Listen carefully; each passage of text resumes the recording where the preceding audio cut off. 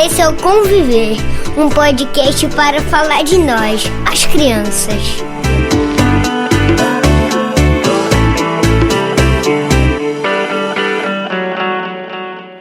Olá, eu sou Catarina Gonçalves e esse é o Conviver, um podcast para falar da vida com as crianças. No episódio de hoje, trataremos de um tema que atualmente tira o sono de muitos pais e muitas mães: os perigos que as crianças enfrentam expostas ao mundo virtual.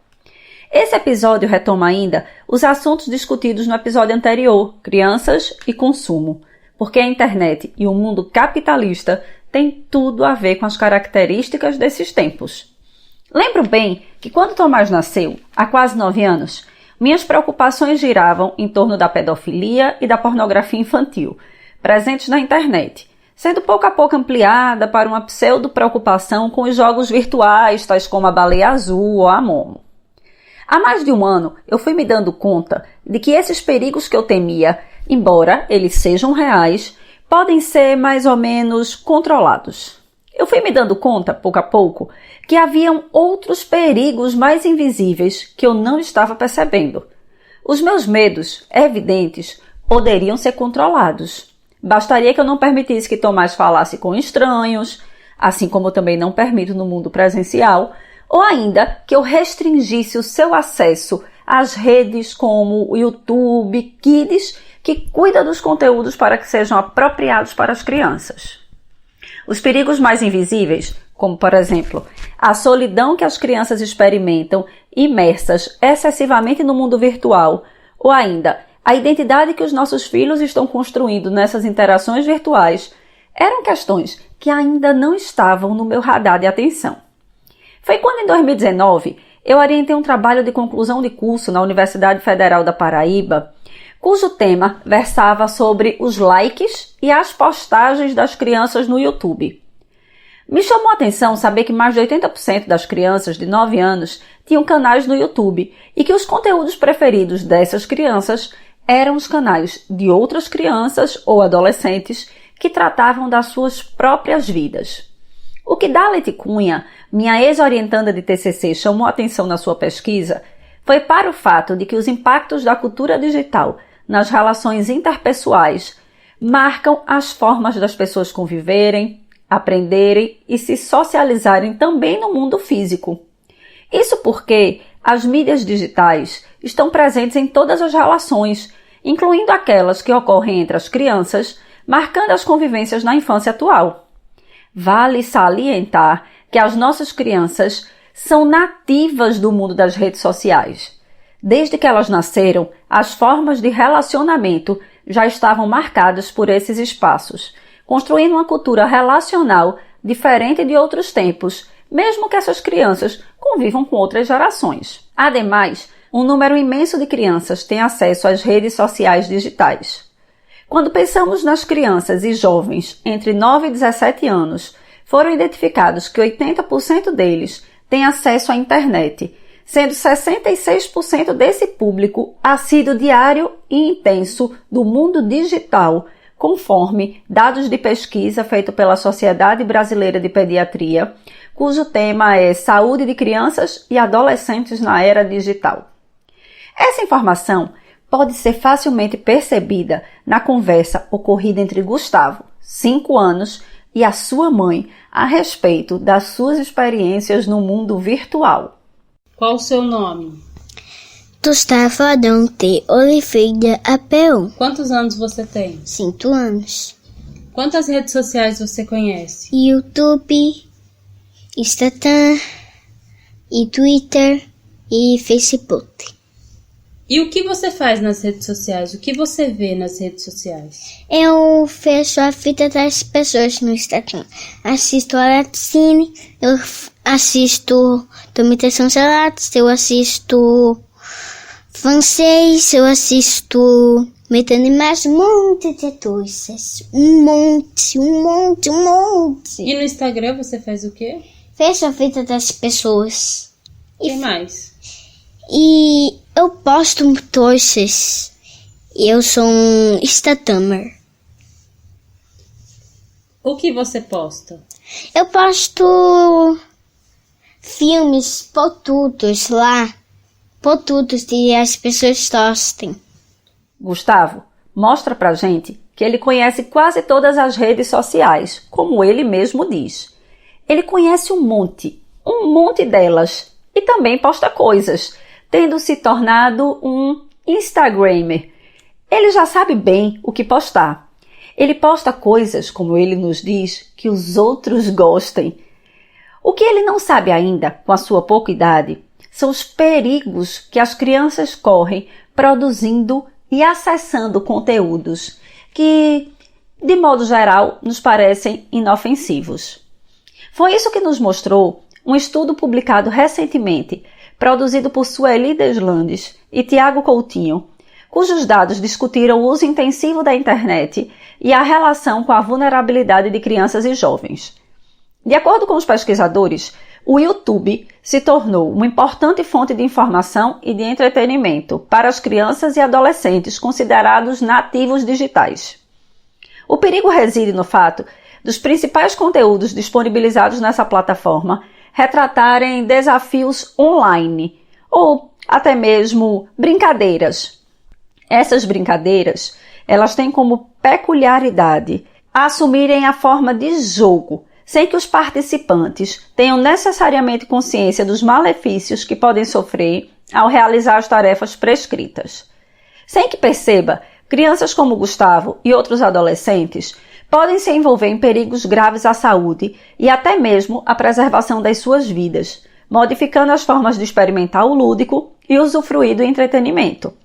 O mesmo protocolo da SBP, Sociedade Brasileira de Pediatria, revela que 17% dos pesquisados procuraram informações sobre formas de emagrecer, 10% sobre formas de machucar a si mesmo, o que chamamos de automutilação, e 8% relataram formas de experimentar e usar drogas, e ainda outros 7% formas de cometer suicídio. Isso nos mostra que aprender, brincar, se comunicar, produzir e difundir narrativas de suas experiências, desejos e sonhos também fazem parte do mundo infantil conectado, levando a novas interações e, com isso, a novos perigos. Diferentemente de muitos adultos, para essas crianças, a vida online parece sem segredos, muito fácil, sedutora e lúdica. Por isso, cada dispositivo é tratado com intimidade, com afetividade, pois é um amiguinho com quem se pode brincar e fazer coisas extraordinárias. Mas o que está por trás desses amiguinhos e também desses espaços que as crianças transitam no mundo digital acho que já sabemos, não há nada de ingênuo nessas novas formas de relacionamento digital. Mas nos últimos dias, o documentário Dilemas das Redes, exibido pela Netflix, escancarou a manipulação que ocorre na internet, evidenciando o quão é perigosa a nossa falta de consciência a esse respeito e o quão vulneráveis são as crianças, sobretudo as menores que não conseguem ainda separar a fantasia da realidade. É preciso atentar que a internet, tendo virado um grande negócio nessa sociedade do consumo, vai através das redes sociais determinando quem somos, como consumimos, o que desejamos e a forma como pensamos e agimos em relação a nós mesmos e aos outros. Até mesmo sotaques, expressões e vocabulários próprios de uma determinada região começam a ser incorporados por outras crianças através das interações virtuais, que modula padrões específicos dos sujeitos e minimiza a distância que ocorre entre eles. O verdadeiro perigo das redes sociais está vinculado ao fato de que elas estão determinando as formas dos nossos filhos pensarem, agirem, consumirem e desejarem. Então, com isso, estão determinando como eles são e o que querem para si e para o mundo. No nosso 5º episódio, Família e Formação Ética, Yves Delataille nos disse que a pergunta feita pela dimensão ética é justamente que vida viver.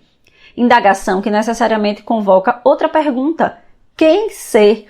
Retomando a questão da identidade pessoal.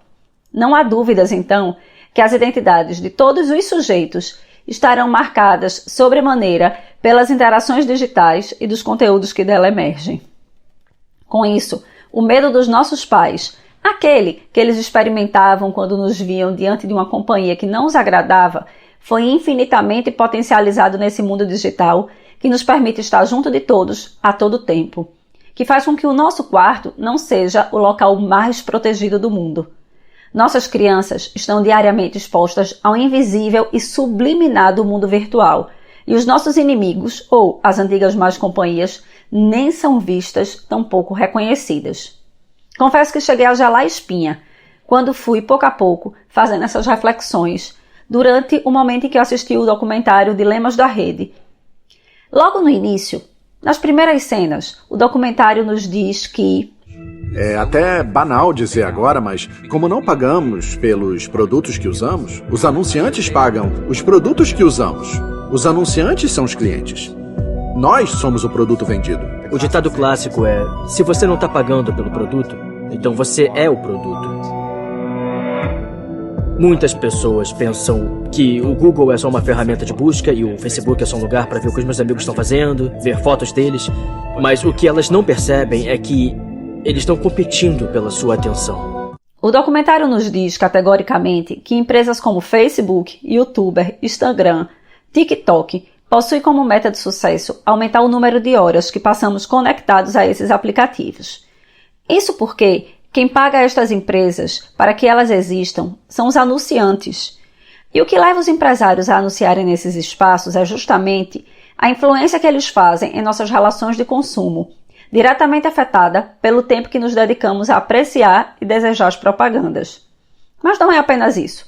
O documentário nos diz que estas empresas cibernéticas, o que elas querem de verdade é a mudança gradativa, leve, imperceptível no nosso comportamento e percepção. O produto que elas vendem é justamente a nossa atenção, buscando modificar o que fazemos, como pensamos e o que somos. É uma mudança gradativa, leve, que sem que consigamos perceber, vão nos levando até o que querem que sejamos, assíduos nesse mundo virtual.